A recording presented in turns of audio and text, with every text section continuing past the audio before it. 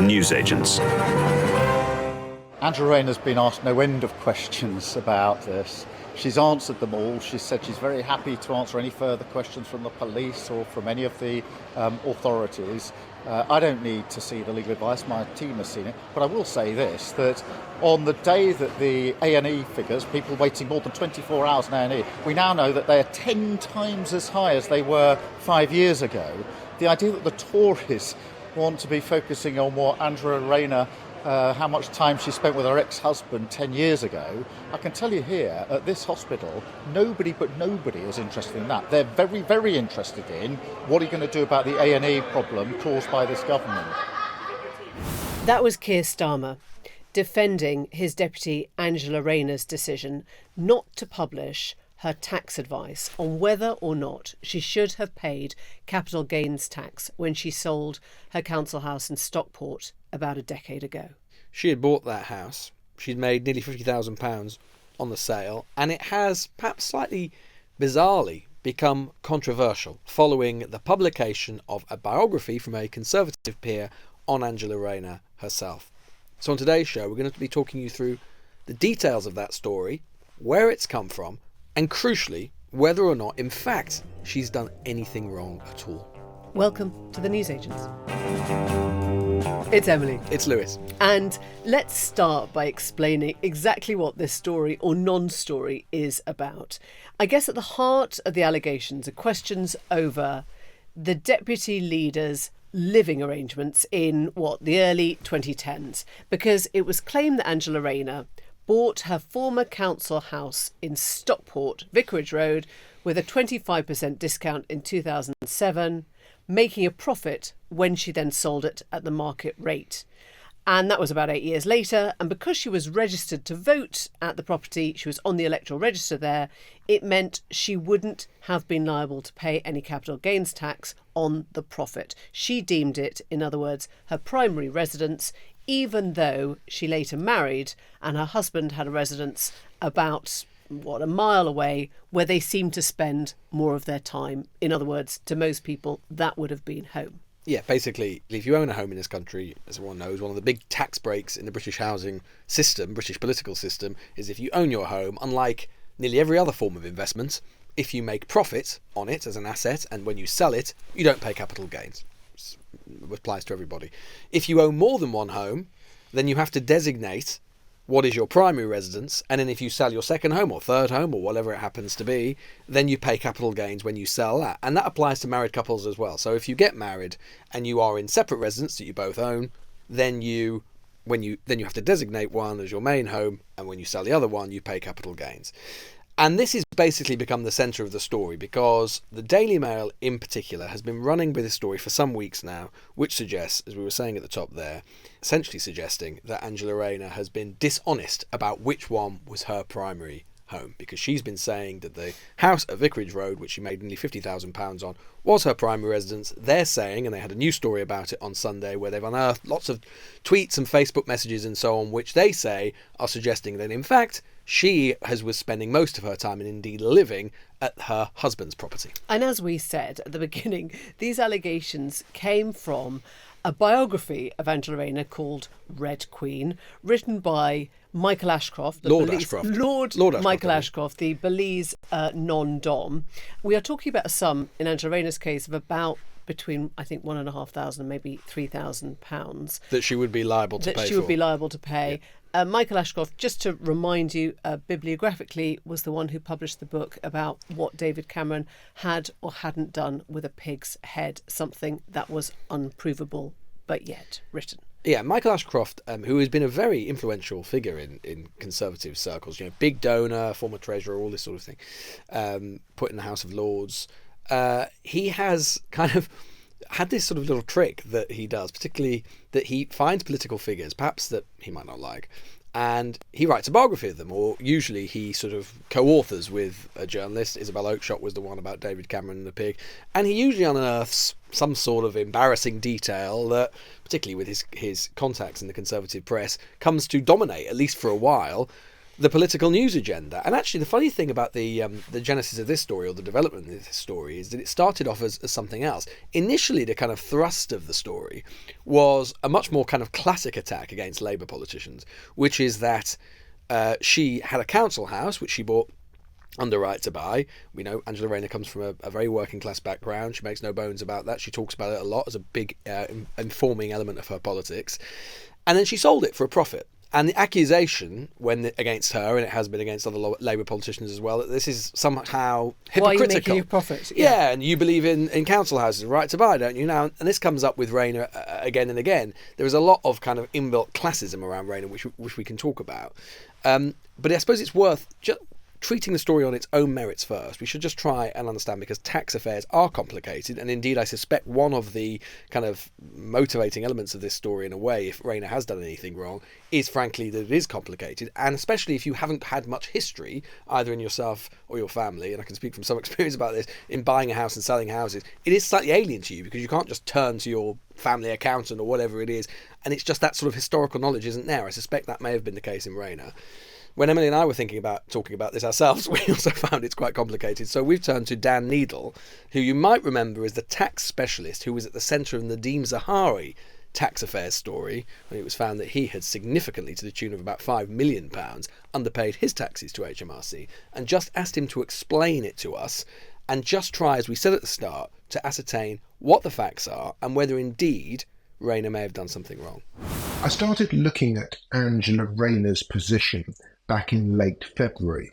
There was a statement from her which said that, as with the majority of ordinary people who sell their own homes, I wasn't liable for capital gains tax because it was my home and the only one that I owned. That struck me immediately as wrong, because at the time she sold her house, Angela Rayner was married. Now, if you're single and you own a house and it's your home, then it's your main residence. You're exempt from capital gains tax when you sell it. But if you're married, then the two spouses together only have one main residence. So if Angela Rayner thought that she wasn't liable for capital gains tax because one house was her home when her husband had another house, then that's wrong. That's not the way the rules work. It's very common for people to get tax wrong.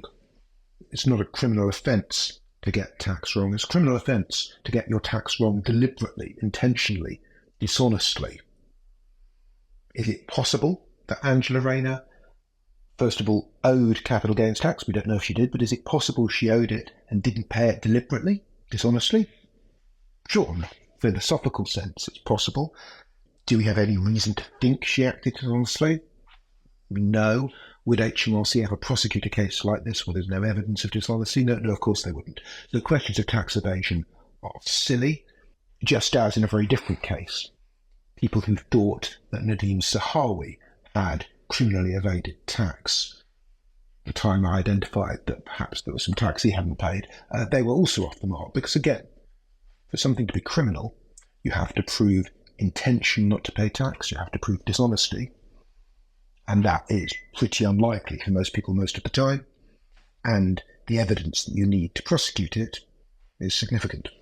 So that was Dan Needle essentially setting out the difference between tax evasion, which is criminal, which is a deliberate attempt not to pay tax, and the kind of stuff Lewis was talking about, which is, God, if this gets complicated and I've done the wrong thing, do I owe money? Now, I guess the simplest response from Angela Rayner could have been, I was advised, this is what my tax accountant said, or this is who I went to for advice, and if I've made a mistake, I'm happy to pay the money back.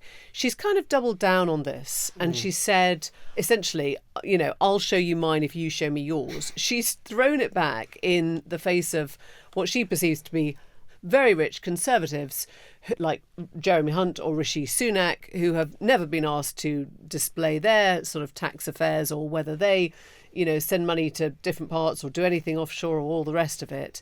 And she has made the case that she shouldn't have to do anything that they're not willing to do first, which I don't think, as Dan says, as Lewis was saying, doesn't necessarily exempt her from this question of whether she made a mistake. She might have made a mistake. She's kind of going, get on with it. Yeah, so I mean, HMRC and Greater Manchester Police initially both said that they didn't see that there was any case to answer here. The police have since taken the case up again following renewed complaints from a Conservative MP. Rayner has said that she's not going to make the tax advice that she received, which she says makes it clear that there was no problem. She's not going to make that public, but she has said she will be happy to share it with the police and the HMRC. She showed, as Keir Starmer said, she had shared those details with the Labour team. Yeah, with his advisors, although he did say not with him personally. He said that would be inappropriate. You can imagine him going, I don't want to see it, don't show me. Well, don't show me. yeah, I suppose that is the implication. And I think, look, we are talking here, and we can get into some of the reasons for this. We are talking about, I suspect, what would be, even if there is a liability, a very small amount of money. And we're probably talking in tax sums. In tax sums, a few £1,000. Yeah. Clearly, that is the kind of, you can see in Rayner's reaction part of the chagrin and part of the irritation, because she's talking and dealing with people. I mean, we're talking about Michael Ashcroft. I mean, Michael Ashcroft was a nom-dom while he was a member of the legislature for a while. People forget now that itself was a big controversial political story. Obviously, being a non-dom Before we got Lord Lebedev. Well, indeed. Well, and being a non-dom is not improper, and it's not illegal. It is part of our tax system. But clearly, being a non-dom means that you are not liable for potentially a lot of tax, far more, potentially into the tens and hundreds of millions. And she thinks, frankly, there's a class thing going on here. She thinks there's a woman thing going on and a class thing going on. I mean, the fact the biography was called Red Queen sort of starts to tell you the story of how Angela Rayner is perceived in certain Conservative circles, which is that she's somewhere between a sort of a commoner and a temptress, with her long red locks and her slightly crude way of speaking. This is not me saying it, this is how she's perceived.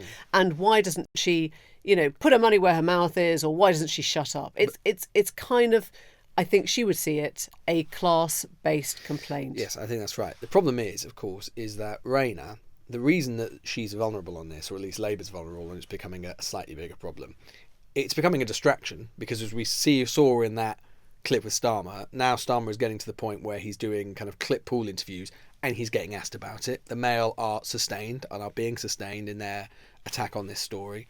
Whether you think that Sunday Revelations added to it or lessened it or didn't make much difference, it's clear that they're going for this story. I mean, what's weird is would the police have reopened this if there hadn't been a concerted effort? Yeah, although to be fair, I mean, they all do that, right? When Labour do that and report, they do that to each other all the time. So, and it is clear as well that she has been, partly, maybe it's through her irritation, but she's not been as transparent, and I don't just mean about the tax advice, but in terms of she has not been as transparent as she might have been.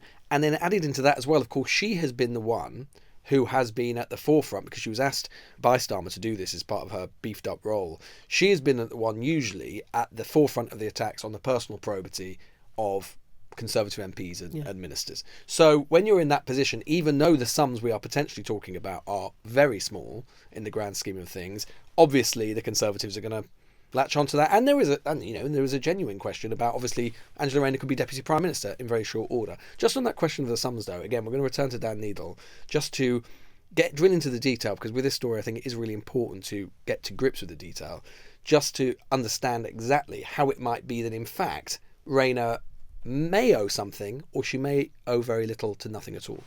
You look at the raw period that she owned the house, from 2007 to 2015. You said that some of it was her main residence, up to 2009 or 2010, and some of it wasn't.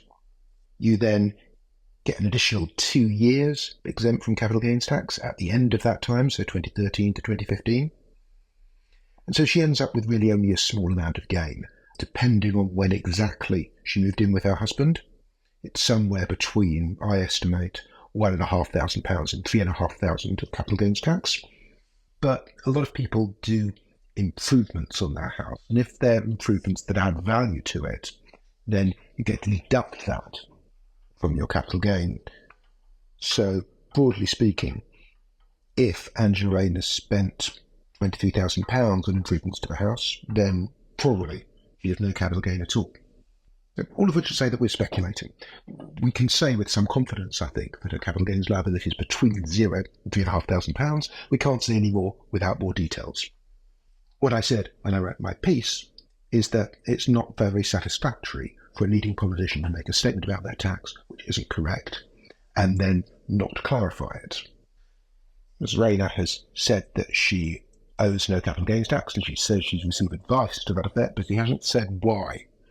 And maybe that's why this has continued to drag on, despite there not being very much money at stake. And I think that last point is important because, again, one of the pillars of the Starmer leadership has been about integrity and probity.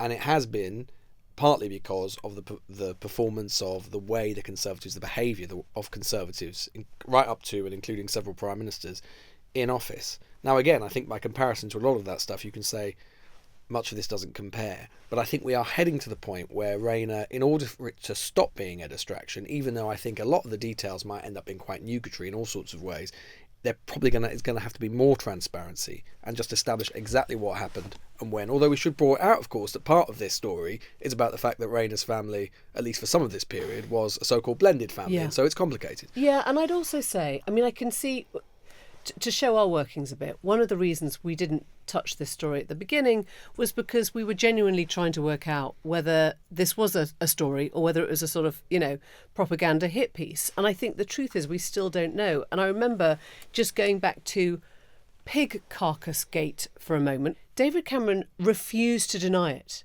And he refused to deny it for a very simple reason, which is that would become the headline. As soon as you've trapped a politician into saying something about it, it becomes, when did you stop, hitting your wife kind of thing? When did you stop banging your wife's head against the wall? Whatever that awful phrase is, right? And I think Rayner is very conscious, or at least thinks that she has to weather this out to stop this becoming the MO, the modus operandi of the kind of parts of the right-wing press who just want to find the next, Currygate, for want of a better word, and keep thrusting it at whoever it is that they want to put in the firing line next. And so my sense is she thinks she can sit it out, because otherwise you basically make something that might turn out to be an absolute non-story into something that has deniability. Maybe, but I suppose ultimately what they're alleging, even if it is in terms of, again, the money quite minor, is what they're ultimately alleging. What they're alleging is impropriety, potentially, of some description, both in terms of being on the electoral roll in the wrong place and in terms of your tax affairs. And I suppose that when you're talking about an incoming government and you're going to be Deputy Prime Minister, the threshold for you, and particularly for an incoming Labour government with the way that the press operates in this country, this is just going to be a problem. And I wonder actually whether she can ride it out. The caveat to all of this is that I can completely... What I do think is right is to say that Rayner is relentlessly targeted by elements of the press, and indeed at different times by the Conservative front bench, clearly because of classism. I mean, we saw that happen in terms of when Dominic Raab said that she was a champagne socialist because she attended Glyndebourne, right? It's like, working class woman can't do nice things. Working class woman can't have nice things. And there is no doubt at all that happens again and again. And part of the reason they're targeting her is not just because of that, but they perceive her to be an electoral threat. The one thing you can't say about Angela Rayner, right, is that she's boring. You can't say about Angela Rayner that she doesn't have authentic, lived working class experience. They can't dismiss her as a metropolitan liberal lefty, right? This is a woman who has a remarkable life story and has ended up in politics, clearly, partly because she wants to address poverty and the sort of experience she's had. So, I think that they perceive that she is an electoral threat. They can't pull off the trick that they can do with quite a few Labour politicians, and they love to do, which is try and separate her from the working class sort of Labour working people voters, because you just can't do that with someone like that. I mean, I don't know whether they think she's an electoral threat, because I think it goes back to something more visceral, which is that, she talked about Tory scum, right? So they think automatically... She did apologise for that. She did. All I'm saying is the gloves were off at that point. She clearly hated Tories, or this sort of imagined mass of a Tory, and the Tories thought fair game. I mean, she's lippy, she's honest, she's upfront, she says what's on her mind,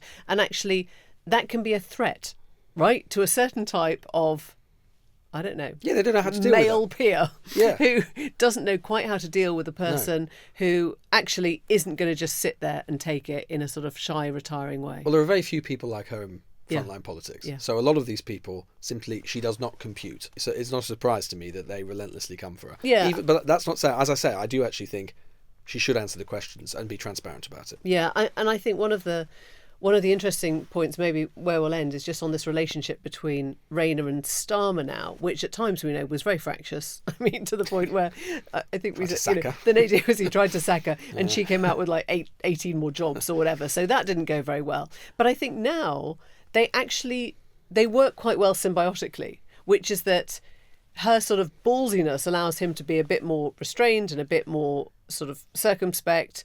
And well, she described herself as being a kind of equivalent to John Prescott, right, to Blair. Yeah, I mean, that's a sort of, it's neat and it's obvious, isn't it, I suppose. Well, you take it up with her. She's the one who said it. Yeah, no, fine. Yeah, exactly. So that's how she sees herself. Let's see if she goes out and punches somebody. We never know. But I think the relationship, my sense is, and maybe I'm missing the point completely, that they've worked out how they actually seesaw off each other. Yeah, I think that's right. Everything you hear in terms of their relationship, it started in a frosty kind of way, quite a lot of mutual mistrust. Obviously, she had actually been, unlike Starmer, who was obviously in Corbyn's shadow cabinet, actually Rayner had a lot of allies on the left, and she was perceived as being closer in the Corbyn direction, certainly than Starmer was. So there was quite a bit of mistrust, but I think over time... Yeah, she's had to go on a journey to come to where he is, essentially. Yeah. And but again, in that way, quite useful to him in some regards. But yeah, I think over time, they have found a way to sort of navigate that relationship. And of course, as deputy leader, I mean, even if there was some sort of hypothetical scenario where Starmer decided, enough was enough and wanted to get rid of her, as deputy leader, she has her own mandate from the party, so he can't remove her from that position. So that is the thing with the kind of structure of the Labour Party. She's means elected. That the leader and deputy leader, you have to find a way to make it work. Well, meanwhile, to Ukraine, where the Washington Post thinks it's learnt about Trump's private plans for how to stop the war, as he promised, memorably, on day one of a new Trump administration. And the way he's going to stop the war is essentially by giving Putin what he thinks Putin wants, which is ceding Crimea and the Donbass, those contested regions. I mean, not contested if you're Ukrainian at all, but contested if you're Russian. That was what the Russian invasion in 2014 was about, taking those bits of land from Ukraine. And Trump, according to the Washington Post, thinks that he can just say to Ukraine, hand them over to Russia and everything will be fine. The war will be done. Yeah, and of course, this matters because with the election in November looming, more and more people are grappling seriously, both in Ukraine, in the EU and NATO as well, with how a second Trump presidency would deal with the issue. And we know that he has long been sceptical about US military support for Ukraine. He obviously has a personal history, which sometimes I think is a little bit overlooked with Zelensky, because people forget now that, of course, it was Zelensky who was the Ukrainian president back in, I think, 2019, who Trump, of course, was pressuring to investigate Hunter Biden and the Biden family's alleged business links in Ukraine and elsewhere. And those were the events which led to the first Trump impeachment. And a story that has subsequently gone nowhere. And of course, Trump's dislike of the idea of giving military assistance to Ukraine has already had a profound effect, because we know that Mike Johnson, the Speaker of the House, has been under tremendous pressure from the MAGA contingent within the House of Representatives to ensure that there is no extra money for Ukraine. There's been about $60 billion worth of potential military aid that the Biden administration has wanted to provide. They've been unable to do so. And that has already had a profound cost in terms of any prospect of a Ukrainian counteroffensive. They're running out of munitions, they're running out of shells, they're running out of drones and all sorts of military equipment. And though the EU and NATO are trying, or the rest of NATO I should say, are trying to fill a gap, given American military hegemony and the fact that it is the preeminent military power in the West, there is only so much that can be done, at least in the short term. And as a result, that is why we are starting to see the tide turn, at least to some extent, in the war over the past 6 months to 12 months or so, in Russia's favour, albeit marginally. Yeah, I mean, there is a killer line in the Post article, which is that privately, Trump has said he thinks both Russia and Ukraine want to save face, they want a way out. And he goes on to say to this person, people in parts of Ukraine would be okay with being part of Russia. So says him.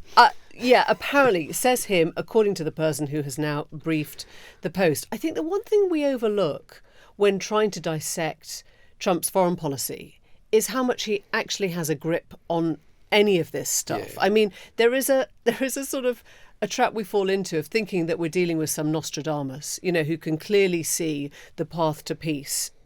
He's not Mandela, much as he'd like to compare himself to him. He's not Gandhi. He's not actually trying to work out how to solve global issues in the world. He's trying to work out how to stop Donald Trump from going to prison, primarily. But I think this idea imputes to Trump a sophistication on foreign affairs he almost certainly lacks. I'm sure he'd like the war to go away. I'm sure that there is a sense from him that if he can just parcel off bits of land, which are not his to give away, then everyone would go away and be happy. If he can say to Americans that no money has left America, maybe he thinks that that's all people want to hear at this point. Yeah, look, Trump has always represented a very historic strand of American political thought, which is of isolationism. And that America has been first. There. America first. And that has been there since the very beginning of the Republic. It has manifested itself in all sorts of ways over the decades and centuries.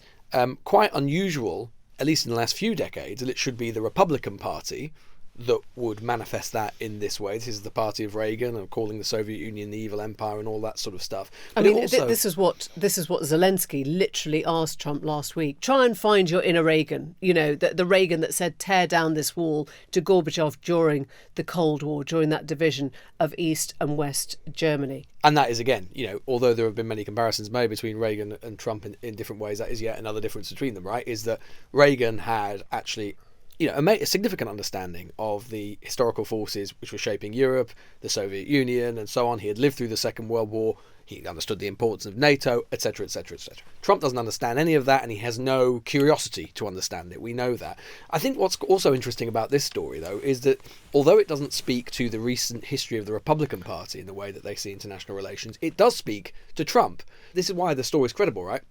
This is absolute kind of hallmark Trump, in the sense that we saw from his first presidency, the way he thought of international affairs was much like he sees domestic affairs, in the sense his baseline assumption, is that his kind of profound charisma, his profound sense of negotiation that he's picked up in the years of being a businessman, can basically unlock these intractable, unbelievably complex geopolitical problems. When he said he would do the deal of the century to deal with, to sort out Israel and Gaza and so on. Or indeed, Kim Jong-un, he's obsessed with his idea of big ticket kind of, big PR moments that he can uniquely unlock. So it doesn't surprise me that he said that, he could sort this in 24 hours, because that's the ego of the guy, right? He just assumes that his agency can solve these things. Yes, and when you talk about his years of negotiations as a businessman, that businessman who's now been found guilty, liable in a civil trial of massively inflating his own assets. I mean, essentially lying about his worth.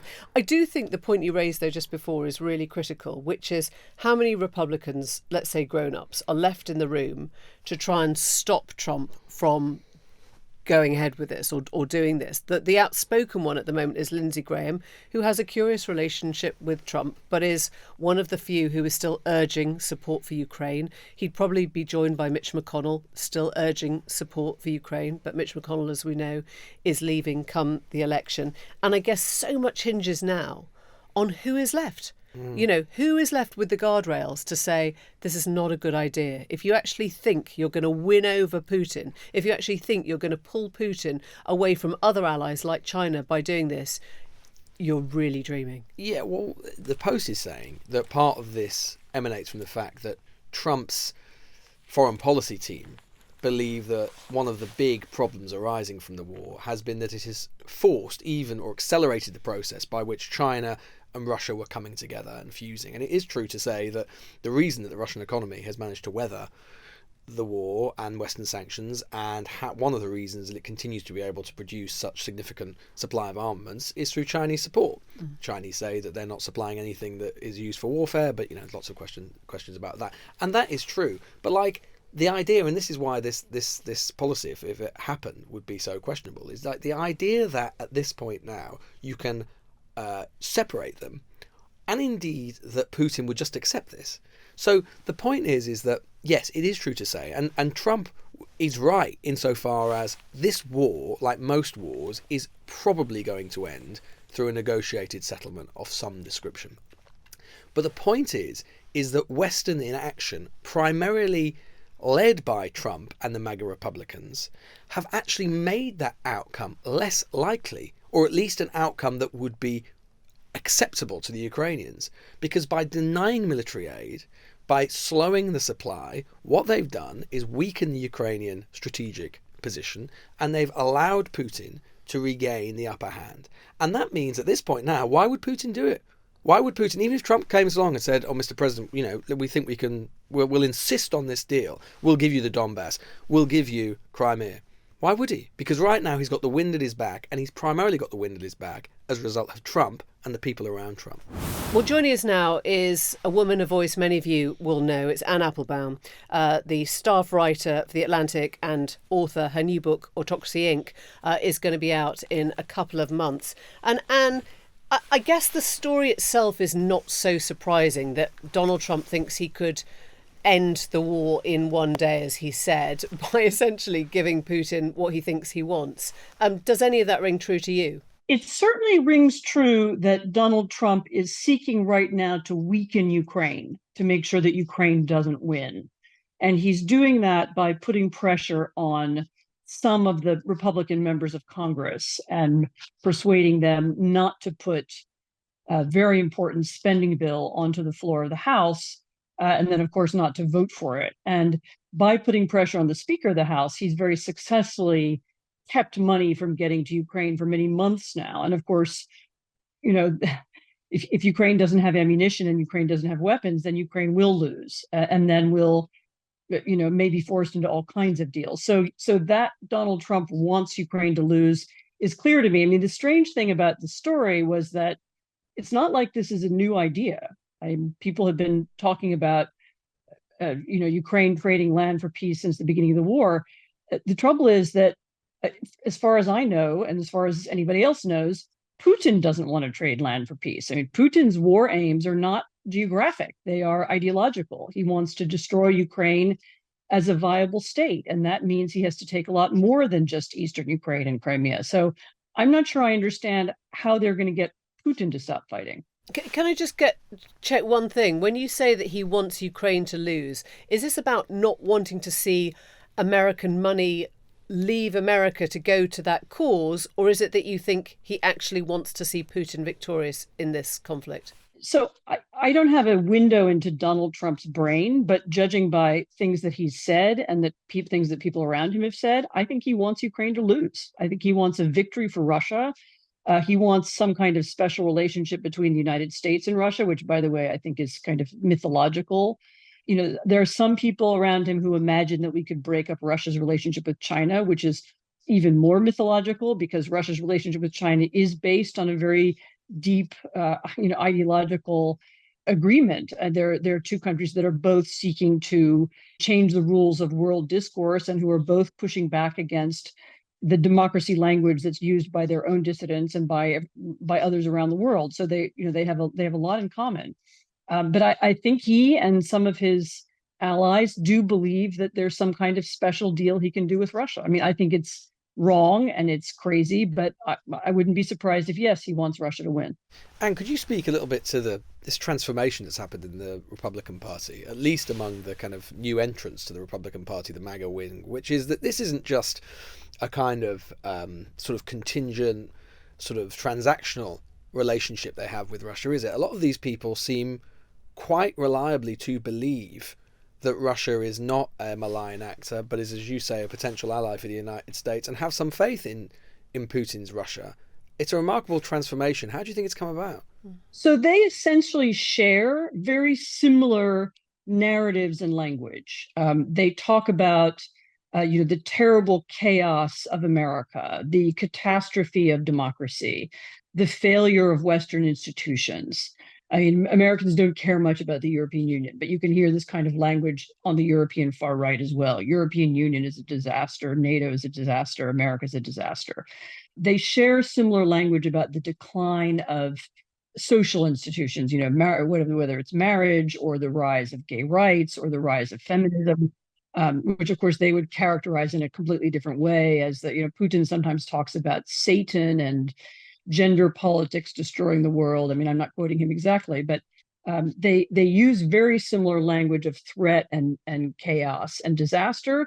And they also use very similar language about, the need for strong men, decisive people. They use a similar kind of authoritarian language, and they have that in common. And the kinds of messaging and narratives that you hear from Russia and that you see on Russian propaganda on TV, both inside Russia and around the world, is actually identical with what you hear on the American far right, and very, very similar. And you have some figures in the US who speak for Russia. I mean, Tucker Carlson now, goes to Moscow much in the ways that the Western far left used to go to the Soviet Union, and says how great it is and how much better it is than America. And, listens to Putin's historical narrative about why Ukraine doesn't exist and doesn't object to it. And that's now a normal, I don't know quite how to use the word mainstream anymore, but that's pretty mainstream in the Republican Party. Carlson was a figure on Fox for many years, and okay, he's been fired now, but he has a huge social media following, and I imagine he's still very influential. So a big part of the Republican Party is pro-autocracy. It's not about money or being skeptical about spending. I mean, maybe some people feel that, but I think it's a bit deeper than that. They would like the United States to be in an alliance with other autocracies, and they are not interested anymore in liberal democracy or in America being the leader of the democracies or the leader of NATO. They have a different vision, and I think it's important to understand that and think hard about what the implications are. And am I right in thinking that Trump has changed on this one? That when Obama was in power and we saw the Donbass, the Crimea invasion of 2014, that Obama refused to allow the sale of arms to Ukraine because he thought that would escalate the war and the fighting, and that Trump overturned that when he came in. So he did actually recognise Ukraine's need for, self-determination, for defence, essentially. I mean, that was how it started with him, wasn't it? So Trump is a very, he's a very weird figure to analyze, because very often what he says and then what actually happened in practice were different. And it's not clear to what degree he understood or cared about the details of what his administration was actually doing.